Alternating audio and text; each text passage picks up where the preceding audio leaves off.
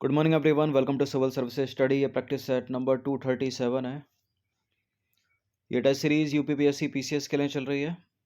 तो चलिए स्टार्ट करते हैं। इस टेस्ट सीरीज़ की प्लेलिस्ट बना रखी है, वहाँ पर आप टेस्ट नंबर 1 से लेकर 237 तक पहुँच सकते हैं। डिस्क्रिप्शन बॉक्स में लिंक है उसका। और ये नंबर इस पर कॉल या व्हाट्सअप करके आप फुल टेस्ट सीरीज़ प्राप्त कर सकते हैं यूपीपीसीएस की। पहला प्रश्न है सीआरपीएफ से रिलेटेड, यानी केंद्रीय रिजर्व पुलिस बल के संबंध में निम्नलिखित में से कौन सा स्टेटमेंट सही है। देखिए, ये भारत का सबसे बड़ा अर्धसैनिक बल है और भारत सरकार के गृह मंत्रालय के तहत काम करता है। और इसका प्रमुख काम पुलिस कार्यवाही में राज्य या संघ शासित प्रदेशों की सहायता करना और आतंकवाद पर लगाम लगाना है। गृह मंत्रालय के अंतर्गत या रक्षा मंत्रालय के?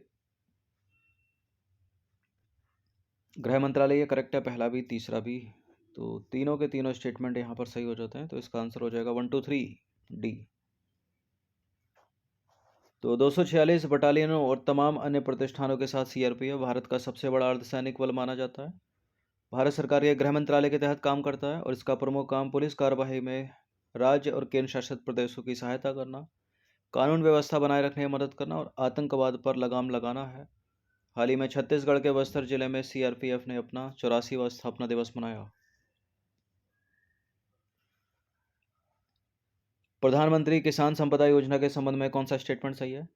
देखिए, इस योजना को वित्त वर्ष 2021 से वित्त वर्ष 24-25 तक सभी राज्यों और केंद्र शासित प्रदेशों में कार्यान्वित किया जा रहा है और इसके तहत मछुआरों को बीमा कवर, वित्तीय सहायता और किसान क्रेडिट कार्ड की सुविधा प्रदान की जाती है। बिल्कुल ये करेक्ट है, दोनों के दोनों स्टेटमेंट डी है इसका आंसर। तो हाल ही में केंद्र सरकार के द्वारा दिए गए जानकारी के मुताबिक जो भारत है वो विश्व का तीसरा सबसे बड़ा मछली उत्पादक देश है और विश्व का 8% मछली का उत्पादन भारत में होता है। देश में वर्ष 2021-22 में मछली उत्पादन 162 लाख टन से अधिक रहा, जो वर्ष 2019-20 से तुलना की जाए तो 141 टन अधिक था। ठीक है, 19-20 में कितना? 141 लाख टन और 162 लाख टन 21-22 में। देखिए, मछली उत्पादन को बढ़ावा देने के लिए सरकार ने प्रधानमंत्री मत्स्य संपदा योजना की शुरुआत की। ये मत्स्य क्षेत्र पर केंद्रित एक सतत विकास योजना है जिसे आत्मनिर्भर भारत पैकेज के तहत वित्त वर्ष 2021 से 24-25 तक सभी राज्यों और केंद्र शासित प्रदेशों में कार्यान्वित किया जा रहा है। और इसके तहत जो मछुआरे हैं उनको बीमा कवर मिलेगा, वित्तीय सहायता मिलेगी, किसान क्रेडिट कार्ड की सुविधा मिलेगी। क्वेश्चन नंबर 3 पर अजय निम्नलिखित में से किस देश में दुनिया का सबसे प्राचीन पर्ल टाउन खोजा गया है?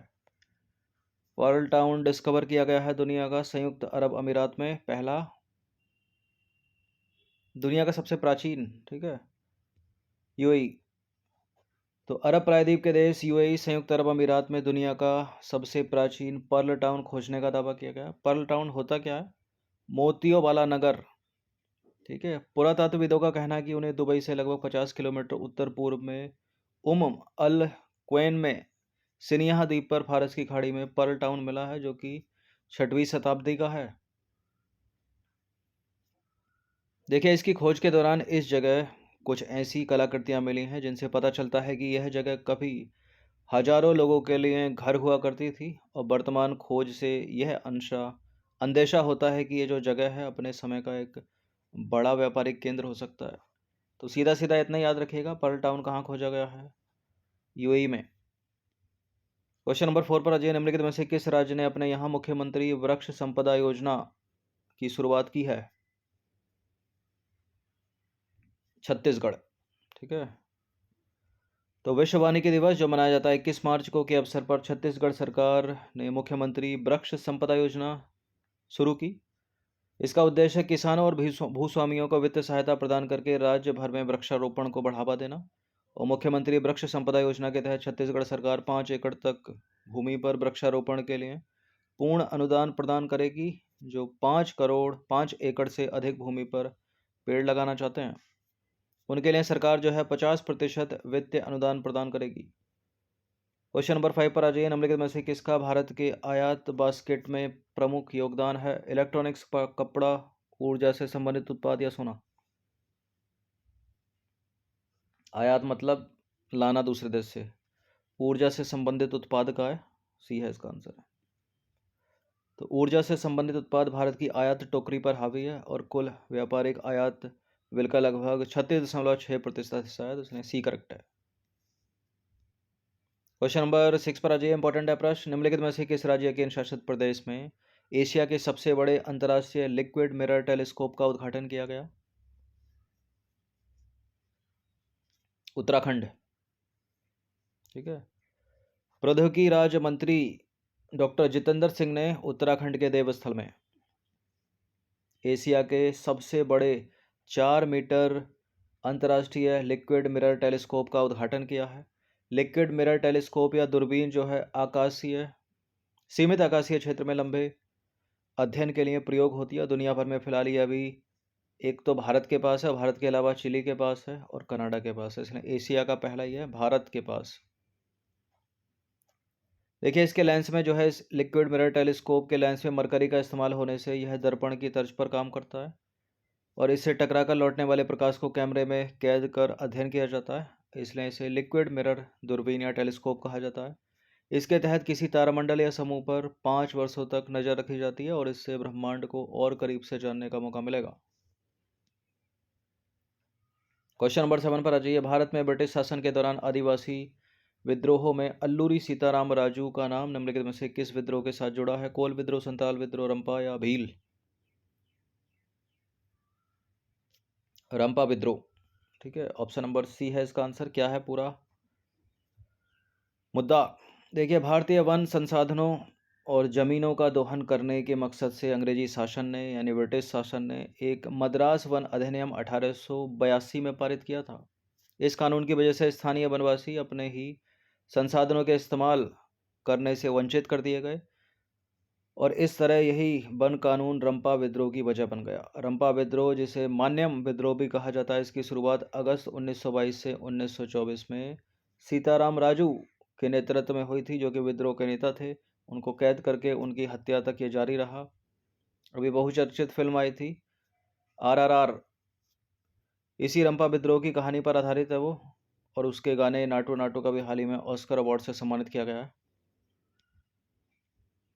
क्वेश्चन नंबर 8 पर आ जाइए। क्षय रोग या तपेदिक या ट्यूबरकुलोसिस या टीबी के संबंध में निम्नलिखित में से कौन सा स्टेटमेंट सही नहीं है?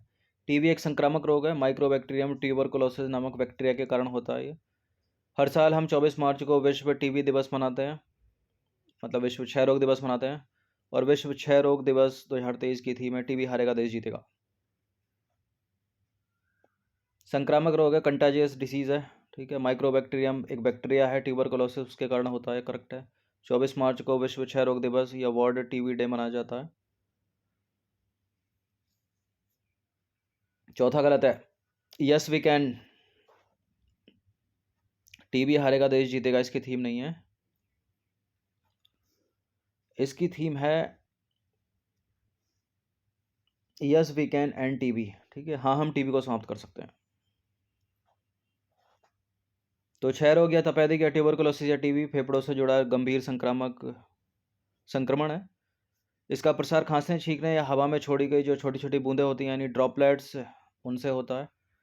ये एक संक्रामक रोग है, कंटाजियस डिसीज है। 24 मार्च 1882 को डॉक्टर रॉबर्ट कोच ने टीबी के कारक माइक्रोबैक्टीरियम ट्यूबरकुलोसिस नामक बैक्टीरिया की खोज की थी, इसलिए हर साल 24 मार्च को विश्व क्षय रोग दिवस मनाया जाता है।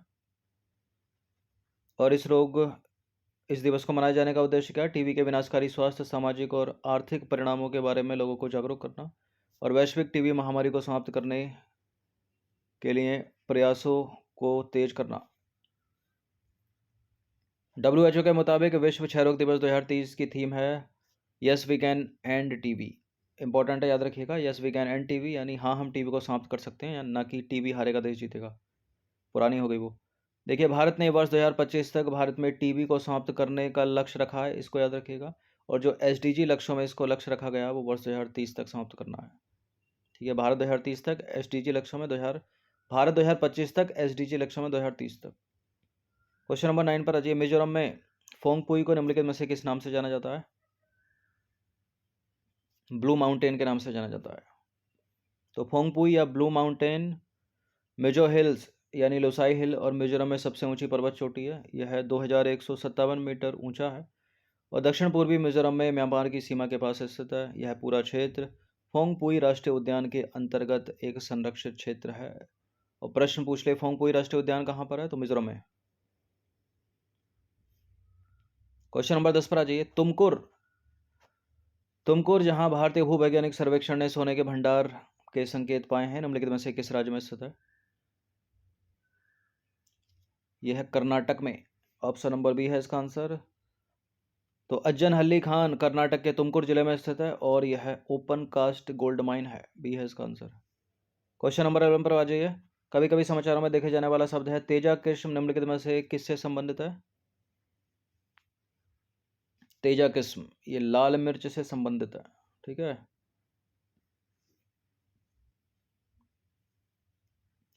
देखिए, इन सभी टेस्ट का फुल टेस्ट इस पीडीएफ प्राप्त कर सकते हो पेड टेलीग्राम ग्रुप को ज्वाइन करके। क्वेश्चन नंबर 12 पर आ जाइए। वैश्विक बहुआयामी गरीबी सूचकांक निम्नलिखित अंतर्राष्ट्रीय संस्थाओं में से किसके सहयोग से जारी किया जाता है? संयुक्त राष्ट्र पर्यावरण कार्यक्रम यूएनडीपी। तो हाल ही में संयुक्त राष्ट्र विकास कार्यक्रम है, ना कि पर्यावरण। संयुक्त राष्ट्र विकास कार्यक्रम और Oxford poverty and human development initiative द्वारा बहुआयामी गरीबी सूचकांक 2022 जारी किया गया और इसे Oxford poverty and human development initiative और संयुक्त राष्ट्र विकास कार्यक्रम द्वारा वर्ष 2010 में विकसित किया गया था। ठीक है, इन दोनों के द्वारा जिसने जारी किया यह जो सूचकांक है वो वैश्विक बहुआयामी गरीबी सूचकांक पर आधारित है, जो प्रत्येक वर्ष व्यक्तिगत और सामूहिक रूप से गरीब लोगों के जीवन की जटिलताओं की माप करता है। वैश्विक बहुआयामी गरीबी सूचकांक 3 आयामों और 10 संकेतकों का उपयोग करता है, जो कि इस प्रकार है। शिक्षा में भी स्कूली शिक्षा और बाल नामांकन के वर्ष, स्वास्थ्य में बाल मृत्यु दर और पोषण, जीवन स्तर में बिजली है, नीचे फर्श है, ठीक है, पीने का पानी है, स्वच्छता है, खाना पकाने का ईंधन है और संपत्ति। इतना किसी भी एग्जाम के लिए कभी भी इंपॉर्टेंट है मनरेगा, महात्मा गांधी राष्ट्रीय रोजगार गारंटी योजना, कभी भी इससे प्रश्न बनेगा। ठीक है, 3 स्टेटमेंट है। मनरेगा एक मांग प्रेरित योजना है, लाभार्थियों में कम से कम 1/4 महिलाएं होनी चाहिए। 1/4 या 1/3? इसका उद्देश्य अधिकार आधारित क्षेत्र के माध्यम से चरम निर्धनता के कारणों का समाधान करना है। देखिए, पहला करेक्ट है, मांग प्रेरित योजना है मनरेगा, 2005 में शुरू की गई। महिलाएं 1/3 होंगी इसमें, ना कि 1/4। तीसरा वाला भी करेक्ट है, सही बताना तो 1 और 3 करेक्ट हो गए। तो 1 और 3 यानी विकल्प डी इसका आंसर हो जाएगा। तो मनरेगा जिसे वर्ष 2005 में लॉन्च किया गया था, दुनिया के सबसे बड़े कार्य गारंटी कार्यक्रमों में से एक है। योजना का प्राथमिक उद्देश्य किसी भी ग्रामीण परिवार के सार्वजनिक कार्य से संबंधित अकुशल शारीरिक कार्य करने के इच्छुक वयस्क सदस्यों को प्रत्येक वित्त वर्ष में 100 दिनों के रोजगार की गारंटी देना। वर्ष 2022-23 तक मनरेगा के तहत 15.4 करोड़ सक्रिय श्रमिक हैं। कार्य का कानूनी अधिकार, पहले की रोजगार गारंटी योजनाओं के विपरीत मनरेगा का उद्देश्य अधिकार आधारित ढांचे के माध्यम से चरम निर्धनता के कारणों का समाधान करना है और लाभार्थियों में कम से कम 1/3 महिलाएं होनी चाहिए, न कि 2/3, न कि 1/4। दूसरा वाला स्टेटमेंट जो है गलत है। और मजदूरी का भुगतान न्यूनतम मजदूरी अधिनियम 1948 के तहत राज्यों में कृषि मजदूरों के लिए निर्दिष्ट वैधानिक न्यूनतम मजदूरी के अनुरूप किया जाना है। मांग प्रेरित योजना है ये एक। मनरेगा की रूपरेखा का सबसे महत्वपूर्ण अंग यह है कि इसके तहत किसी भी ग्रामीण वयस्क को मांग करने के 15 दिनों के भीतर काम पाने की जो कानूनी रूप से समर्थित गारंटी प्राप्त है और जिसमें विफल होने पर उसे बेरोजगारी भत्ता प्रदान किया जाता है। और यह मांग प्रेरित योजना श्रमिकों के स्वचयन यानी सेल्फ सिलेक्शन को सक्षम बनाती है। तो पहला और तीसरा करेक्ट है, दूसरा इनकरेक्ट है, 1/3 होना चाहिए। किरण हेल्पलाइन की शुरुआत निम्नलिखित में से किसके लिए की गई है? किसानों के लिए, दिव्यांगों के लिए, विद्यार्थियों के लिए या मानसिक स्वास्थ्य चिंताओं का सामना कर रहे लोगों के लिए? मानसिक स्वास्थ्य चिंताओं का सामना कर रहे लोगों के लिए। ऑप्शन नंबर बी है इसका आंसर। मेंटल हेल्थ बहुत जरूरी है आजकल। तो वर्ष 2020 में सामाजिक न्याय और अधिकारिता मंत्रालय ने चिंता, तनाव, अवसाद, आत्महत्या के विचार और अन्य मानसिक स्वास्थ्य चिंताओं का सामना कर रहे लोगों को सहायता प्रदान करने के लिए 24x7 टोल फ्री हेल्पलाइन किरण शुरू की थी। क्वेश्चन नंबर 15 पर आ जाइए। चिनचुकी समुदाय निम्नलिखित में से किस देश से संबंधित है? यूपीएससी कर लेती है ऐसे प्रश्न, 4 ऑप्शन डाल देगी। तो चिनचुकी भारत का नहीं है, चीन का नहीं है, ये है ऑप्शन नंबर ए बांग्लादेश। ठीक है, बांग्लादेश का है। क्वेश्चन नंबर 16 पर आ जाइए। क्वेश्चन नंबर 16 है, भारतीय तकनीकी और आर्थिक सहयोग कार्यक्रम किस मंत्रालय के तहत कार्यान्वित है? यानी Indian technical and economic cooperation. लग रहा होगा सूचना और इलेक्ट्रॉनिक और सूचना प्रौद्योगिकी मंत्रालय, ये नहीं है इसका आंसर। गृह मंत्रालय भी नहीं है, बताइए ए या डी? ए है, विदेश मंत्रालय। तो भारतीय तकनीकी और आर्थिक सहयोग कार्यक्रम विदेश मंत्रालय यानी भारत सरकार का अग्रणी क्षमता निर्माण मंच है। क्वेश्चन नंबर 17 पर आ जाइए। भारतीय संविधान के मौलिक अधिकारों में धर्म की स्वतंत्रता वर्णित है। धर्म की स्वतंत्रता से संबंधित निम्नलिखित में से कौन सी स्वतंत्रता शामिल नहीं है उसमें? 25 से 28 आर्टिकल अगर याद हो तो आपको। शैक्षिक संस्थानों में धार्मिक शिक्षा या धार्मिक पूजा में भाग लेने की स्वतंत्रता, धर्मांतरण करने की स्वतंत्रता, धार्मिक मामलों का प्रबंधन करने की स्वतंत्रता, धर्म को मानने, आचरण करने और प्रचार करने की स्वतंत्रता। कौन सी नहीं है इसमें? धर्मांतरण करने की नहीं है, ठीक है, मतलब किसी का धर्म बदलने का अधिकार नहीं है। बाकी तीनों के तीनों करेक्ट है, ए सी और डी करेक्ट है। तो धर्म के अधिकार से संबंधित संवैधानिक प्रावधान, संविधान के भाग 3 मौलिक अधिकार, अनुच्छेद 25 से 28 तक। अनुच्छेद 25 में क्या है? अंतःकरण की स्वतंत्रता और धर्म को मानने, आचरण करने और प्रचार करने की स्वतंत्रता, लेकिन धर्मांतरण करने का अधिकार नहीं है, तो भी गलत है। 26 में क्या है?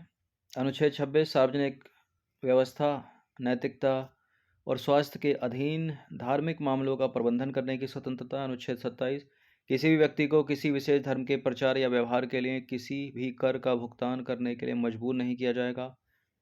और अंतिम अनुच्छेद 28 शैक्षिक संस्थानों में धार्मिक शिक्षा या धार्मिक पूजा में भाग लेने की स्वतंत्रता।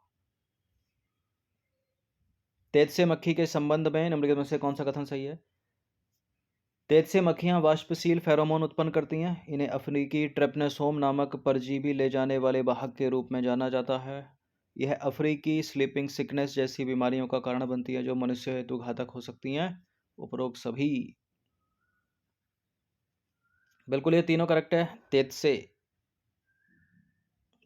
ते, ठीक है, तेज से ते मक्खी से संबंधित।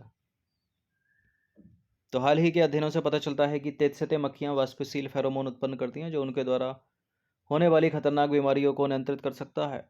जलवायु परिवर्तन के कारण तेज से मक्खियों की सीमा के विस्तार के साथ आने वाले वर्षों में और अधिक मनुष्यों एवं जानवरों के इन बीमारियों से प्रभावित होने की आशंका है।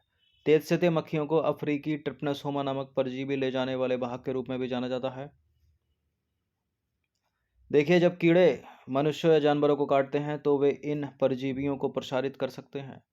यह अफ्रीकी स्लीपिंग सिकनेस जैसी बीमारियों का कारण बनते हैं जो मनुष्यों हेतु घातक हो सकती है। साथ ही इन परजीवियों के कारण फैलने वाली जो नागना एक ऐसी बीमारी है जो पशुधन और अन्य जानवरों को प्रभावित करती है। ठीक है, नागना।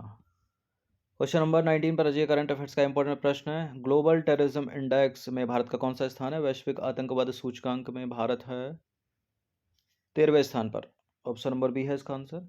तो वैश्विक आतंकवाद सूचकांक में भारत 13वें स्थान पर है और रिपोर्ट से पता चलता है कि हमले और मौतों में कमी के बावजूद भी अफगानिस्तान लगातार चौथे वर्ष सबसे ज़्यादा प्रभावित देश है। क्वेश्चन नंबर 20 पर आ जाइए। निम्नलिखित में से क्या नागर, द्रविड़ और वेसर की व्याख्याएं हैं? 3 प्रमुख भाषाएं हैं क्या? ये प्रमुख जनजातीय समूह हैं, 3 संगीत घराने या मंदिर निर्माण की 3 शैलियाँ? ये प्रश्न यूपीएससी सिविल सेवा में पूछा जा चुका है और इसका उत्तर है मंदिर निर्माण की 3 शैलियाँ हैं ये, नागर शैली, द्रविड़ शैली और वेसर शैली।